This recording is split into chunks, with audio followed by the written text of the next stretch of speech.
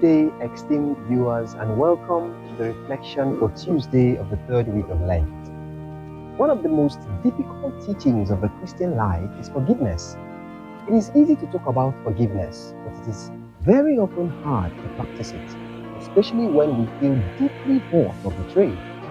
The message of today's reading is that forgiveness is not optional for a Christian. It is the very heart of our relationship with God.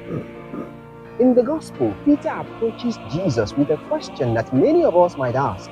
Lord, he says, if my brother sins against me, how often must I forgive? As many as 7 times? Matthew chapter 18, verse 21.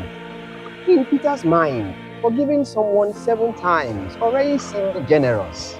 But Jesus' response was indeed surprising. Not 7 times, but 77 times. In other words, forgiveness should not be counted or limited. It must become a habit of the heart. Jesus then goes on to narrate the parable of the servant who was forgiven an enormous debt by his master, but refused to forgive a fellow servant who owed him a very little amount. The message is simple. Those who have received mercy from God must also show mercy to others.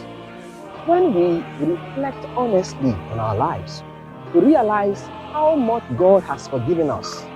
Every day we fall short through impatience, pride, selfishness, harsh words, or neglect of our duties. Yet God continues to receive us with patience and compassion whenever we turn back to Him. The first reading expresses this attitude beautifully. In the prayer of Azariah, the people acknowledge their sins with humility and ask God to receive them with a contrite and humble heart.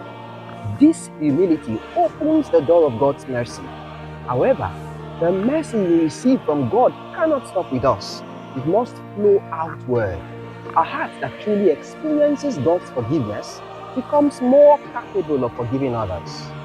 We are to pause today and ask ourselves some honest questions. Is there someone I am refusing to forgive? Is there resentment I carry in my heart? Am I asking God for mercy while denying mercy to others? When we forgive, we become like Christ, who on the cross prayed for those who crucified him. Father, forgive them.